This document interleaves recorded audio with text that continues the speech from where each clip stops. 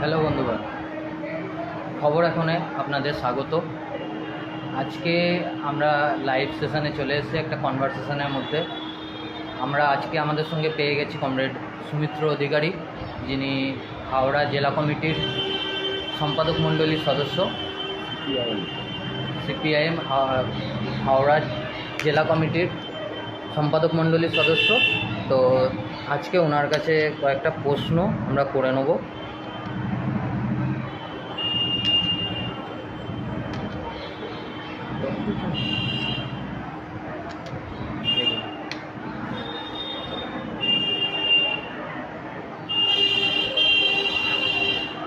তো আমাদের প্রথম প্রশ্ন হচ্ছে, কমিউনিস্ট পার্টি কেন করব? কমিউনিস্ট পার্টি কেন করব? কমিউনিস্ট পার্টি মূলত করার কারণই হলো একটা শোষণমুক্ত সমাজ গঠনের লক্ষ্যে। এই দেশটা, পৃথিবীটা যে ব্যবস্থার মধ্যে আছে জানেন, ঐতিহাসিকভাবে এবং বিজ্ঞানসম্মতভাবে যিনি প্রমাণ করেছিলেন যে সমাজ বিকাশের ধারার কীভাবে ঘটেছে, আদিম সাম্যবাদী সমাজ থেকে আজকের সমাজ, তাকে সূত্রায়িত করে যিনি আজও পর্যন্ত তার আবিষ্কার পৃথিবীতে কেউ খণ্ডন করতে পারেনি, কার্ল মার্কস, ফ্রেডরিক এঙ্গেলসের কমিউনিস্ট ম্যানিফেস্টোর মধ্যে দিয়ে যে কথা দেখিয়েছিল যে আজকের যে পুঁজিবাদী ব্যবস্থা, সেই পুঁজিবাদী ব্যবস্থাকে উচ্ছেদ করে সেখানে একটা শোষণমুক্ত সমাজ গঠনের জন্য সমাজতন্ত্র প্রতিষ্ঠিত করা। এই ব্যবস্থায় শোষণ তীব্র, শ্রমিকের ওপর শোষণ, কৃষকের ওপর শোষণ, সাধারণ মানুষের ওপর শোষণ তীব্র। এই তীব্র শোষণ ব্যবস্থা থেকে মুক্ত পাওয়ার জন্য শোষিত মানুষের মুক্তির একমাত্র পথ হচ্ছে সমাজতান্ত্রিক ব্যবস্থা। সেই ব্যবস্থা তৈরির লক্ষ্যেই কমিউনিস্ট পার্টি কাজ করে। আর কমিউনিস্ট পার্টির সদস্যরা তার জন্য হতে হয়, যারা কমিউনিস্ট পার্টিতে কাজ করে তাদেরকে বিজ্ঞানসম্মত, যুক্তিবাদী মনন, সৎ এবং মানুষের জন্য কাজ করা, শ্রমজীবী মানুষের স্বার্থে কাজ করবার জন্য দৃঢ় সংকল্প মনোভাব নিয়ে তাদের কাজ করতে হয়। এই শোষণমুক্ত একটা সমাজ গঠন যতক্ষণ না হচ্ছে কমিউনিস্টদের, ততক্ষণ কোনো মুক্তি নেই। তাদের কাজ নিরন্তর ধারাবাহিকভাবে চলবে। কমিউনিস্ট পার্টির কাজ কি হওয়া উচিত আজকের দিনে দাঁড়িয়ে? ওই যে বললাম, লক্ষ্য হচ্ছে সমাজতন্ত্র, শোষণমুক্ত পৃথিবী, শোষণমুক্ত ভারত, যেখানে অনাহার থাকবে না, ক্ষুধা থাকবে না, দারিদ্র থাকবে না, অশিক্ষা থাকবে না, বঞ্চনা থাকবে না, এগুলো থাকবে না। একজন আরেকজনকে শোষণ করবে, সামাজিক নিপীড়ন থাকবে না, সকল মানুষের গণতান্ত্রিক অধিকার সুরক্ষিত হবে, যেখানে শ্রমিকের ওপর মালিকের বুলডোজার চলবে না, যেখানে কৃষক ফসলের ন্যায্য দাম পাবে না, যেখানে তার কৃষি ঋণ পাবে না, যেখানে তিনি হচ্ছেন ফসলের ওপর, জমির ওপর তার অধিকার থাকবে না, এটা হতে পারে না। যে ব্যবস্থা এগুলো সবটাই পাওয়া সম্ভব, সে ব্যবস্থা হচ্ছে সমাজতান্ত্রিক ব্যবস্থা। সেই ব্যবস্থা করবার জন্য কমিউনিস্ট পার্টি ভারতের বুকে, পৃথিবীর বিভিন্ন দেশে কমিউনিস্ট পার্টিগুলো বিভিন্নভাবে কাজ করে। মূল উদ্দেশ্য এইটা। ভারতের বুকে আমরা আমাদের রাষ্ট্রের চরিত্র অনুযায়ী আমাদের দেশে বিপ্লবের পথ ঠিক করেছি, সেই পথটা ধরেই আমরা এগোতে চাইছি, ওই পথকে লক্ষ্য করেই আমরা এগোচ্ছি। ফলে ভারতের বুকে কমিউনিস্টদের কাজ হচ্ছে এই বিপ্লবকে সফল করবার জন্য, পুঁজিবাদী ব্যবস্থা থেকে সমাজতন্ত্রে উত্তরণের জন্য যে বিপ্লবের মধ্য দিয়ে সমাধান করতে হবে, সেই বিপ্লবের পথে কাজ করবার জন্য আমাদেরকে মূলত শ্রমিক, তাদেরকে সংগঠিত করা। আর আজকের শ্রমিক মানে সব সংগঠিত শ্রমিক নয়। আজকের শ্রমিক মানে প্রায় 6%, 7% শ্রমিক হচ্ছে সংগঠিত, বাকি 94% শ্রমিক হচ্ছে তারা অসংগঠিত। তাহলে এই সংগঠিত অসংগঠিত ক্ষেত্রে শ্রমিককে তাদের অধিকার, তাদের সম্পর্কে বোঝানো, তাদের শোষণের যন্ত্রণা সম্পর্কে বোঝানো, তাদেরকে সংগঠিত করা। আর এই যে শ্রমিক শ্রেণীর নেতৃত্বে যে বিপ্লবটা হবে, সেই বিপ্লবে যারা সাথী হবে, সেই বিপ্লবের যারা মূল শক্তি হবে, কৃষক, বিশেষ করে ক্ষেতমজুর, বর্গাদার, ছোট কৃষক, তাদেরকে সংগঠিত করা। এবং এই যে পুঁজিবাদী ব্যবস্থার ফলে মধ্যবিত্ত, নিম্নবিত্ত, জিনিসপত্রের দাম বৃদ্ধি থেকে আরম্ভ করে প্রতিদিন যেভাবে রাষ্ট্রের সন্ত্রাসের, রাষ্ট্রীয় ব্যবস্থার মধ্য দিয়ে এও এক ধরনের অর্থনৈতিক বলতে পারি সন্ত্রাস যা চলছে আমাদের দেশে, তার থেকে মুক্ত হওয়ার জন্য মধ্যবিত্ত নিম্নবিত্ত আজকে যে যন্ত্রণার মধ্যে পড়েছে সেই তাদেরকেও সংগঠিত করার কাজ কমিউনিস্ট পার্টির এই মুহূর্তে ভারতবর্ষে অন্যতম কাজ। বিপ্লবের লক্ষ্যে তাদেরকে সংগঠিত করে আগামী দিনে একটা বৃহত্তর বাম গণতান্ত্রিক শক্তি দেশের বুকে গঠন করাটা এই মুহূর্তে আমরা কমিউনিস্টরা ভারতবর্ষে কাজ করছি। লক্ষ্য জনগণতান্ত্রিক বিপ্লব, লক্ষ্য তারপরে সমাজতন্ত্র প্রতিষ্ঠিত করা। আচ্ছা, কিছুদিন আগে কমরেড বিমান বসু বলেছিলেন আরএসএস বা বিজেপি বা ফ্যাসিস্ট শক্তিকে হারাতে আমরা সবার সঙ্গে এক হয়ে লড়তে পারি, এতে যদি টিএমসিও আসে তবুও আমরা লড়ব। এই বিষয়টা নিয়ে কমিউনিস্ট পার্টির মধ্যে মতবিরোধ হচ্ছে, এই বিষয়টা পরিষ্কার করে বুঝিয়ে বলবেন। টিএমসির সঙ্গে লড়াই করার কথা কেন বলা হয়েছিল? প্রথমত পার্টির মধ্যে কোনো মতপার্থক্য নেই, এটা বলে রাখা ভালো। তার কারণ বিমান বসু যে মন্তব্য করেছেন কোথাও পার্টির বোঝাপড়ার বাইরের মন্তব্য। বিমানদার পার্টি আমাদের বামফ্রন্টের চেয়ারম্যান, আমাদের পার্টি পলিট ব্যুরোর সদস্য, অন্তত পশ্চিমবঙ্গের মাটিতে সর্বজন শ্রদ্ধেয় নেতৃত্ব আমাদের। তিনি যে কথা বলেছেন কোনোটাই পার্টির বোঝাপড়ার বাইরে বলেননি। তিনি যা বলেছেন তা হচ্ছে এই মুহূর্তে সিপিআইএমের কাছে সবথেকে বড় শত্রু হচ্ছে বিজেপি, এবং আমাদের ডকুমেন্টস যা আমাদের কেন্দ্রীয় কমিটির লাস্ট পার্টি কংগ্রেস তার যা সিদ্ধান্ত সব নিয়ে আমাদের এই মুহূর্তে, এবং আমাদের যে কর্মসূচি বই আছে যার ভিত্তিতে পার্টি চলে, সে কর্মসূচিতেও আমরা বলেছি যে বিজেপির দলের সঙ্গে অন্য দলের তুলনা করলে হবে না। বিজেপিকে পরিচালনা করে ফ্যাসিস্ট ধর্মী আরএসএস। সুতরাং এখন ভারতবর্ষের ফ্যাসিবাদের একটা নতুন বিপদ সম্মুখীন হয়েছে। এই বিপদ ভারতবর্ষের স্বাধীনতার পর হয়নি। এই যে ফ্যাসিবাদী চরিত্রের একটা সংগঠন, তারা একটা রাজনৈতিক দল বিজেপিকে পরিচালনা করছে, এর মধ্যে দিয়ে এই সরকারের ফ্যাসিস্ট ধর্মী সব কাজ ফুটে উঠছে। ফলে ফ্যাসিস্ট ধর্মী কাজ আগামী দিনে ফ্যাসিবাদের রূপ পেতে পারে। এই ধরনের একটা সরকারের বিরুদ্ধে লড়াই করবাটাই হচ্ছে প্রধান কাজ। ফলে ভারতবর্ষের বুকে সিপিআইএমের কাজের প্রধান শত্রু হচ্ছে বিজেপি। এই বিজেপির বিরুদ্ধে লড়াইয়ের জন্য আমাদের বড় প্ল্যাটফর্ম তৈরি করতে হয়। ফ্যাসিস্ট সুলভ দল, ফ্যাসিবাদী দল, তাদের বিরুদ্ধে লড়াই করতে গেলে শুধু কোনো একটা বামপন্থী পার্টি, কোনো একটা বামফ্রন্ট তা হতে পারে না।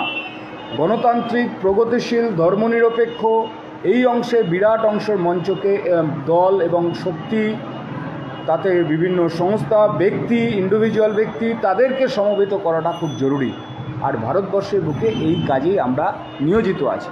ফলে বিজেপির বিরুদ্ধে লড়াইয়ের জন্য বিরাট প্ল্যাটফর্ম ভারতবর্ষের ক্ষেত্রে জরুরি। সেই রকম একটা প্ল্যাটফর্মে এখন লড়াই, যদি যে কোনো রাজনৈতিক শক্তি থাকুক, বিজেপি আমরা বলেছি কর্মসূচিতে বিজেপির সঙ্গে অন্য দলের তুলনা করলে হবে না। ফলে সব দলের সঙ্গে যারা গণতান্ত্রিক, যারা ধর্মনিরপেক্ষ, যারা হচ্ছে প্রগতিশীল, সেই সমস্ত দলগুলোকে নিয়ে আমরা এই মুহূর্তে ভারতবর্ষে বিজেপির বিরুদ্ধে লড়াই করতে চাই। তাই যে একটা বড় প্ল্যাটফর্ম তৈরি হচ্ছে দেশ জুড়ে, সেই প্ল্যাটফর্মেও আমরা বিজেপির বিরুদ্ধে লড়াইটা করব। সেখানে যদি কেউ আসে তাহলে সে আসতেই পারে, কিন্তু তার মানে এই নয় যে তৃণমূলের সঙ্গে সিপিআইএমের বা বামপন্থীদের একটা বোঝাপড়া তৈরি হয়ে গেল, এটা কখনোই নয়। পশ্চিমবঙ্গের মাটিতে তৃণমূলকে 1 ইঞ্চি জমি ছাড়ার কোনো প্রয়োজন অনুভব করছি না, পার্টিও অনুভব করছে না। এখানে আমাদের লড়াই তৃণমূলের বিরুদ্ধে, বিজেপির বিরুদ্ধে সারা দেশ জুড়ে লড়াই। পশ্চিমবঙ্গের মাটিতে তৃণমূলকে রেখে বিজেপিকে হটানোর কথা ভাবতে পারি না। বিজেপি আমাদের এই তৃণমূল বিরুদ্ধে আমাদের যে লড়াই, সেই লড়াই চলবে, আরও বরং বৃহৎ লড়াই আমাদের প্রয়োজন অনুভূত হচ্ছে। রাজ্যের শিক্ষা ও কাজের যা অবস্থা, তাতে যুব সমাজের ওপর কীরকম প্রভাব পড়ছে? অবশ্যই এই মুহূর্তে কোভিড সিচুয়েশানে মানে সরকার, বিজেপি গভর্নমেন্টকে বেছে নিয়েছে যা, তা হচ্ছে এই সিচুয়েশানটাকেই বেছে নিয়েছে। এই সিচুয়েশানে বেছে নিয়ে কর্মসংস্থানের ওপর কোপ বসাচ্ছে, শিক্ষার হালটা বেহাল হয়ে যাচ্ছে, সরকার দায়িত্ব সমস্ত ঝেড়ে ফেলতে চাইছে। বেছে নিয়েছে কোভিড সিচুয়েশান, যাতে আন্দোলন সংগ্রাম একটা জায়গায় পৌঁছাতে না পারে। ফলে আমরা দেখছি এমনিতেই গত নরেন্দ্র মোদী আসবার পর থেকে আমাদের দেশের অর্থনীতি, আমাদের দেশের বেকারত্বের অবস্থান, আমাদের দেশের খাদ্য সুরক্ষার প্রশ্নটা, নাগরিকদের অধিকারের প্রশ্নটা, শিক্ষার প্রশ্ন, স্বাস্থ্যের প্রশ্ন, সব দিক থেকে আমরা খারাপ জায়গায় পৌঁছে যাচ্ছি। আর রাজ্যেও একটা সরকার চলছে, সেও এইসব প্রশ্নে উদাসীন। তো স্বাভাবিকভাবে এইরকম একটা জায়গায় সবথেকে বেশি দেশে যে আঘাত তৈরি হচ্ছে তা হচ্ছে বেকার যুবকদের কর্মসংস্থান হচ্ছে না, কর্মসংস্থানের জায়গাটা তলানিতে পৌঁছাচ্ছে। আর হচ্ছে যারা কাজও করছিল এতদিন, তারা কাজ থেকে বঞ্চিত হচ্ছে। কোভিড সিচুয়েশানে মালিক শ্রেণীর হাতে এমন অস্ত্র তুলে দেওয়া হচ্ছে, যে অস্ত্র তারা হচ্ছে প্রয়োগ করছে, ফলে প্রতিদিন কলে কারখানায় ছোট ছোট সংস্থায় প্রচুর মানুষ, প্রচুর শ্রমিক তারা কাজ হারাচ্ছে। একদিকে এইভাবে কাজ হারানোর সংখ্যা লাফিয়ে লাফিয়ে বাড়ছে, আরেক দিকে হচ্ছে নতুন কোনো কলকারখানা কর্মসংস্থানের জায়গা কেন্দ্র এবং রাজ্য উভয়ই প্রস্তুত করছে না। ফলে এক বিরাট বেকার বাহিনী তৈরি হচ্ছে। এই যে দেশ জুড়ে এবং রাজ্য জুড়ে যে বেকার বাহিনী তৈরি হচ্ছে, তার সামনে আগামী দিনটা খুব অন্ধকার। তার সঙ্গে হচ্ছে শিক্ষার জগৎটাকে পৃথিবীর বিভিন্ন দেশ ভাবতে শুরু করেছে স্কুল প্রতিষ্ঠান কীভাবে খোলা যায়, কলেজ বিশ্ববিদ্যালয়। একথা বলার চেষ্টা করছে যে সময় এসেছে। ভারতবর্ষের মাটিতে বিভিন্ন রাজ্য তাদের মতো করে ভাবতে শুরু করেছে। এইদিকে কেন্দ্রীয় সরকারও ভাবছে না, আমাদের রাজ্য সরকারও ভাবছে না যে শিক্ষা প্রতিষ্ঠানটা খোলা জরুরি। ছেলেদের শিক্ষার হাল খুব খারাপ। অনলাইনে শিক্ষা ব্যবস্থার মধ্য দিয়ে আর যাই হোক, পিছিয়ে পড়া মানুষ, সামাজিক দিক থেকে নিপীড়িত মানুষের কোনো দিন অর্থনৈতিক দিক থেকে, সামাজিক দিক থেকে নিপীড়িত বা আর অসচ্ছল অংশের মানুষদের কোনো দিন সুরাহা হতে পারে না। কারণ বিরাট অংশের মানুষের হাতে মোবাইল ফোন নেই, স্মার্টফোন নেই, তার পরিবারে কেনার ক্ষমতা নেই। তারপরে নেটওয়ার্ক ব্যবস্থাও সেরকম উন্নত না যে সবাই অনলাইন শিক্ষার মধ্যে আসতে পারে। ফলে এটাকে যদি একটা বাধ্যতামূলক করা হয়, তাহলে আমাদের শিক্ষা ব্যবস্থা থেকে এমনিই ছেলেমেয়েরা ড্রপ আউটের সংখ্যা বাড়ছে, আমাদের রাজ্যে বাড়ছে, দেশ জুড়ে বাড়ছে। মাঝপথ থেকে হারিয়ে যাচ্ছে, কারণ বাবা মার পয়সা নেই, তাদেরকে খাওয়াবে না পড়াবে, এই রকম একটা জায়গায় ছেলেমেয়েরা পড়াশোনা করতে পারছে না। ফলে বিরাট অংশে আরও ড্রপ আউটের সংখ্যা বাড়তে থাকবে। তাই রাজ্য সরকার এবং কেন্দ্র সরকার উভয়ই এই বিষয়টা নজর দেওয়া উচিত যে ছেলেমেয়েদের ভবিষ্যৎটা কোন জায়গায় আছে, আর কীভাবে হচ্ছে এখনই স্কুল কলেজকে খোলা যায়। অবশ্যই বিধি মানতে হবে। কোভিড সিচুয়েশান মেরে বিশ্বের অনেকগুলো দেশ তারা ইতিমধ্যেই লেখাপড়া চালু করে দিয়েছে, স্কুল কলেজ বিশ্ববিদ্যালয়। সেই রকম বিধি মেনেই আমাদের দেশে, আমাদের রাজ্যে চালু করা উচিত, যাতে ছেলেমেয়েরা আস্তে আস্তে স্কুলমুখো হতে পারে, পড়াশোনার দিকে আলাদা করে নিবদ্ধ হতে পারে। আর অনলাইন ব্যবস্থার মধ্য দিয়ে যে বৈষম্য তৈরি করা হচ্ছে, সেই বৈষম্য কিছুটা লাঘব হতে পারে। সব কিছু খুলে যাবে, শপিং মল খুলে যাবে, মদের দোকান থেকে বেশি বেশি করে টাকা উপার্জন করে অন্য খাতে ব্যয় করার চেষ্টা হবে, সব কিছু খুলবে। খালি যেখানে যে যানবাহনে সবথেকে নিচের অংশে মানুষ যাতায়াত করে, ট্রেন, সেটা খুলবে না। আর যে স্কুল কলেজের শিক্ষার জন্য আসে, মূর্খ করে রাখার পরিকল্পনা হচ্ছে দেশের সরকারে, রাজ্যের সরকারে, সেই কাজটা তারা হচ্ছে পরিকল্পিতভাবে চালিয়ে যাচ্ছে। বাকি সব কিছু খুলে যাচ্ছে, এ হতে পারে না। ফলে শিক্ষা এবং কর্মসংস্থান এই দুটোর ওপর দেশ এবং রাজ্য জুড়ে এক দারুণ ভয়াবহ পরিস্থিতি তৈরি হয়েছে। এর থেকে সরকারের মুক্তির জন্য দুটো সরকারের করণীয় আছে। আমরা এই নিয়েই আজকের আন্দোলনের শিক্ষা এবং কর্মসংস্থান এটাকে অন্যতম কেন্দ্রবিন্দুতে আমাদের আন্দোলনে রাখা হচ্ছে সর্বক্ষেত্রে। আর দিদির ভোট নীতি নিয়ে, মানে ভোটের আগে এই প্রকল্প সেই প্রকল্প, এতে ভোট বাজারে কতটা প্রভাব পড়ছে, তার সঙ্গে আরেকটা জিনিস, দিদি এই সব প্রকল্পের মাধ্যমে অনেকের কাছে হলো কিছু পয়সাও, মানে টাকা পয়সাও তুলে দিয়েছে, আনুমানিক 25,000 টাকা করে। সেই বিষয়টাও যদি একটুখানি। টাকা তুলে দিয়েছে মানে একটা ছাত্রছাত্রীদের শিক্ষা নিয়ে একটা কি প্রকল্প করেছে, সেই স্টুডেন্ট লোন? না, স্টুডেন্ট লোন নয়, ওটা হচ্ছে, আরে নামটা ভুলে যাচ্ছে। যাই হোক, আপনি যেটা প্রশ্নটা রাখলেন, সেটা অবশ্যই ভোটের দিকে তাকিয়ে সব কিছু। কারণ ভোটের দিকে তাকিয়েই তো দুয়ারে বাংলাটাকে নিয়ে এসেছিল। একজন কর্পোরেটের মানুষ, তাকে ভোট কুশলী আখ্যা দেওয়া হয়েছে, দেশ জুড়ে তাকে আখ্যা দিয়েছে। তিনি আমাদের ট্যাক্সের পয়সা তাকে নিয়ে এসে তাকে হচ্ছে নির্বাচনে জিতবার জন্য কাজে লাগানো হয়েছে। সেটা নিয়ে আমাদের কোনো আপত্তি নেই, এটা করতেই পারে, গণতন্ত্র সেই অধিকার আছে, করেছেন, তা নিয়ে আমাদের কোনো বক্তব্য নেই। বক্তব্য হচ্ছে যে এই পশ্চিমবঙ্গের মানুষের কী কী চাহিদা কী ইত্যাদি বিষয়গুলোকে তারা ধরে নিয়ে দুয়ারে সরকার করবার চেষ্টা করেছে, এবং দুয়ারে সরকারের মধ্য দিয়ে কিছু মানুষের কাছে কিছু ডকুমেন্টস, কিছু রিলিফ, এগুলো পৌঁছে দেওয়ার জন্য তারা নির্বাচনে আগে করেছিল। তার বেনিফিট পেয়েছে তৃণমূল দল, তার বেনিফিট কিছুটা পেয়েছে লাস্ট নির্বাচনে, বিধানসভা নির্বাচন। এটা নিয়ে কোনো অস্বীকার করার কোনো কারণ নেই। সবটাই ভোট রাজনীতির দিকে তাকিয়ে। যদি সত্যি মানুষের অর্থনৈতিক দিকে তাকিয়ে করতো, যদি সত্যি মহিলাদের সামাজিক দিক থেকে উত্তরণ, আর্থিক দিক থেকে স্বয়ংসম্পূর্ণ করার বিষয় থাকতো, তাহলে অন্য বিষয় ভাবা যেত। মহিলাদের কীভাবে স্বনির্ভর করে তোলা যায় সেই প্রশ্নটা ভাবা যেত। যুবকদের কীভাবে স্বনির্ভর করে তোলা যায় তার জন্য ভাবা যেত। এই ধরনের হাতে টাকা পৌঁছে দেওয়ার প্রকল্পটা সাময়িকভাবে কাজে লাগতে পারে সেই মানুষের ক্ষেত্রে, কিন্তু এটা একটা সরকার পরিচালনার নীতি হতে পারে না।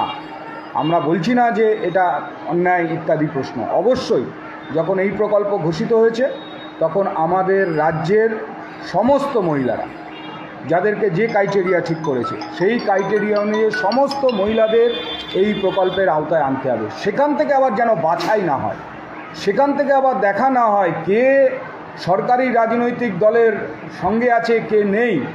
এইভাবে যখন এটা হবে তখন যেন এই বাছাই পর্ব না হয়ে একটা বিরাট অংশের অর্ধেকের বেশিও কোথাও সেই রকম সব মহিলাদের কাছে পৌঁছানোটা খুব জরুরি এবং তাদের দিতে হবে। কিন্তু মুশকিল হচ্ছে গত 10 বছর ধরে প্রায় 5.5 লক্ষ কোটি টাকা দেনা করে বসে আছে। এই সব করতে গিয়ে দেনার পরিমাণও বাড়ছে, আর অন্যায়ভাবে তারা রেভিনিউ তোলার চেষ্টা করছে। যে পদগুলোতে রেভিনিউ তোলা যায়, প্রত্যক্ষ করের পরিমাণ কমছে, দেশ জুড়ে কমছে, রাজ্যে কমছে, তা না করে বলছে মদ বেশি করে খাও, তার জন্য চাপ তৈরি করা হচ্ছে সরকারি দপ্তরগুলোতে যাতে মদের বিক্রি বাড়ে। তার থেকে যে ট্যাক্স হয়, আমাদের বামফ্রন্ট সরকার থাকার সময় মদের ওপর ট্যাক্স থেকে কত % হতো, তার থেকে 500 গুণের বেশি এখন ট্যাক্স সংগৃহীত হয় আমাদের রাজ্যে। অর্থাৎ বুঝে নিয়েছে এইটা অন্যায় পথে মানুষের মননকে খারাপ করে দেওয়ার জন্য, মানুষের সংস্কৃতি পরিবেশকে খারাপ করে দেওয়ার জন্য ওই দিকে অন্যায়ভাবে ওর ওপর ট্যাক্স বসিয়ে সমাজটাকে কলুষিত করবার জন্য ওই পথ নিয়ে সেখান থেকে ট্যাক্স তুলে তিনি বিভিন্ন কাজ করতে চাইছেন। এটা সরকারের নীতি হতে পারে না। একটা ক্লাব সংগঠনের নির্দিষ্ট প্ল্যানিং থাকে, সেই প্ল্যানিংয়ের মধ্যে আমাদের সরকার যাচ্ছে না। শুধু কিছু চটকদারি, কিছু ভাবনা চিন্তা, তার মধ্য দিয়ে তারা চলার চেষ্টা করছে। আখেরে ভবিষ্যতে আমাদের রাজ্যের বিরাট ক্ষতি হতে চলেছে এই সরকার পরিচালনার দৃষ্টিভঙ্গির কারণে। সব মানুষের বিপাকে পড়বে এই ঘটনা। আমরা এখনই এর বেশি কিছু বলছি না, শুধু এটুকু বলতে পারি এই ধরনের জনমোহিনী একটা মানসিকতা নিয়ে দেখানোর চেষ্টা, মানুষের পাশে আছি এটা দিয়ে প্রমাণ হয় না। মানুষের পাশে আছি যদি অসংগঠিত ক্ষেত্রে শ্রমিকদের যে সামাজিক সুরক্ষাগুলো ছিল সেগুলো সব তুলে দিয়েছে এই গভর্নমেন্ট, যা বামফ্রন্ট আমলে ছিল সব তুলে দিয়েছে। তাহলে অসংগঠিত ক্ষেত্রে শ্রমিকদের সামাজিক সুরক্ষা তো বজায় রাখার দরকার ছিল, সেগুলো তুলে দিল। আর ভোট রাজনীতিতে জিতবার জন্য একটা ঘোষণা এবং তার মধ্য দিয়ে বহু মানুষকে ক্ষুদ্র অংশ, দুদিনও যাবে না সেটা করা। তার থেকে বেশি জরুরি ছিল পশ্চিমবঙ্গে রাজ্য সরকারের হাতে দাম বৃদ্ধিকে নিয়ন্ত্রণ করবার জন্য যে আইনগুলো ছিল, সেই আইনগুলো প্রয়োগ করলে আমাদের পশ্চিমবঙ্গে অনেক জিনিসের দাম কমা সম্ভব ছিল, এবং সেটা করলে পরেই মানুষের ক্ষেত্রে অনেকটা সুবিধা হতো। এরকম অনেক 500 টাকা সেটা সাশ্রয় হওয়া সুবিধা হতো। কিন্তু একটা জনমোহিনী বিষয় নিয়ে এসে মানুষকে মধ্য দিয়ে তারা এটা করুক, তাদের দৃষ্টিভঙ্গি সেটা তারা এটা করছে। আমাদের প্রশ্নটা এই যখন নিয়েছেন তখন সব মানুষ যাতে, সব মহিলারা যাতে এটা পায় সেদিকেই দেখবেন। কিন্তু ভবিষ্যৎ অর্থনীতি রাজ্যের একটা ভয়ানক খারাপের দিকে যাচ্ছে, আর কিছুদিন পরে মানুষ আরও গভীরভাবে এটা অনুভব করতে পারে। অনেক অনেক ধন্যবাদ কমরেড সুমিত অধিকারীকে। নমস্কার।